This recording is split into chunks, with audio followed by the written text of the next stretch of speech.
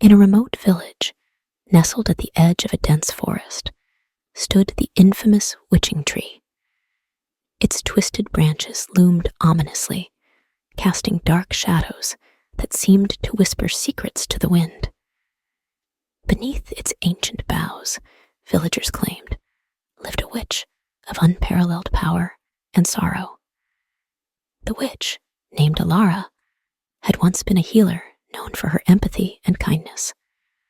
Her love for the villagers was boundless, and she devoted herself to easing their pains.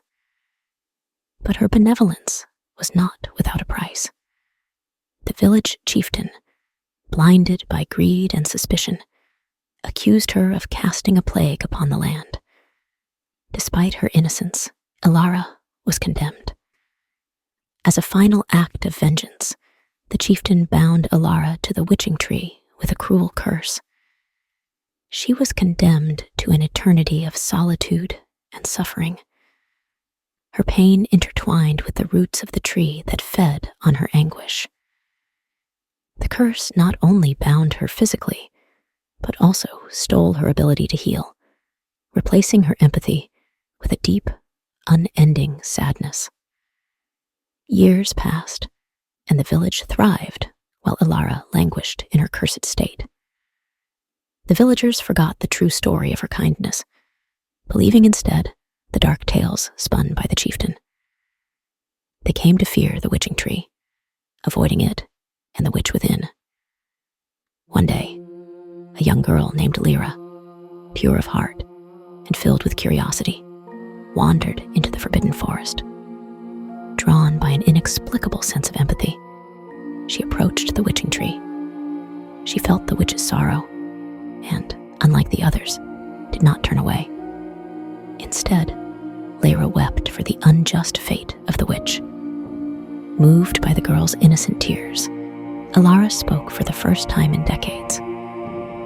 "Why do you cry for me, child?" she asked, her voice like a mournful breeze. Lyra looked up, her eyes shining with love and determination. "Because your pain is undeserved, and no one should suffer alone." In that moment, the curse began to weaken.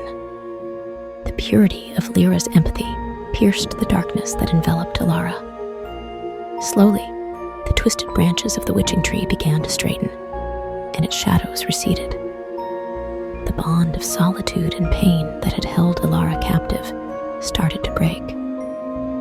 But curses tied to deep injustice are not easily undone. As Alara's spirit began to lift, the chieftain's final safeguard triggered, causing the tree to convulse. Lyra, realizing what was happening, embraced the tree, sharing her own life force with Alara.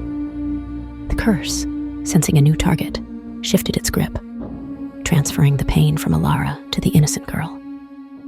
Alara, now free, watched in horror as Lyra withered before her eyes. The child's love had saved her, but at a terrible cost. With her last breath, Lyra smiled. "Now you can help others again," she whispered, her voice fading with the wind. Alara, overwhelmed with grief, vowed never to let Lyra's sacrifice be in vain. She used her restored powers to protect the village from afar, her heart forever marked by the pain and love of the innocent girl who had freed her.